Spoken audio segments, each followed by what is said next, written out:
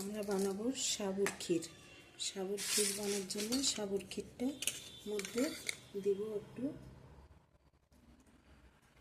ঘি দিয়ে এটাকে মাখে নেব, যাতে এটা এইভাবে মাখলে কী হবে, দুধের মধ্যে ধরবে না, দুধের মধ্যে ধরে যায়, এটা ধরবে না। মাখে নিলাম। এবার আমি এটাতে যে গরম জলের মধ্যে এটাকে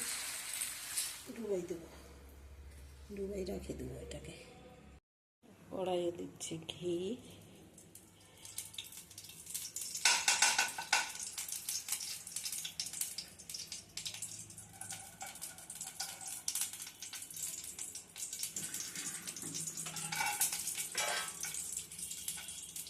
বাদামগুলো ভেজে নিচ্ছি, একটু ড্রাই ফ্রুটগুলো।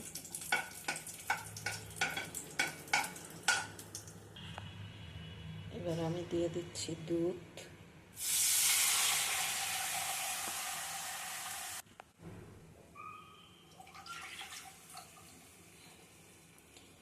দুই বাটি দুধ দিলাম। এবার দুধটা একটু ফুটে উঠবে,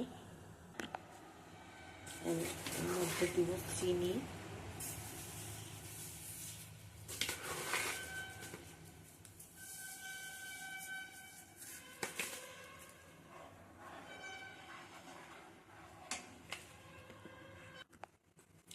এই যে আমি সাবুটা তখন যে ভিজিয়ে রাখছিলাম, সাবুটা আমি জল থেকে ছাঁকনি করে রাখছি, এখন আমি সাবুটা দিব এর মধ্যে। এইভাবে দিলে হবে কি, গায়ে গায়ে একদম লাগবে না, কোনো নিচে তলায় বসে যাবে না, সুন্দরভাবে হবে।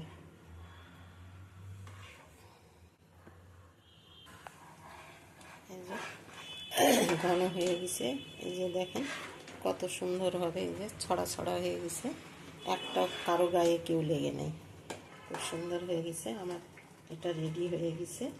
এখন আমি উপর থেকে ওই এটা দিয়ে দিই,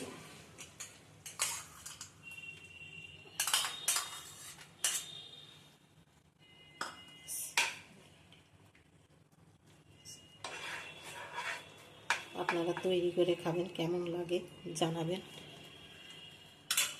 গ্যাসটা অফ করে দিচ্ছি, ব্যাস আমার রেডি।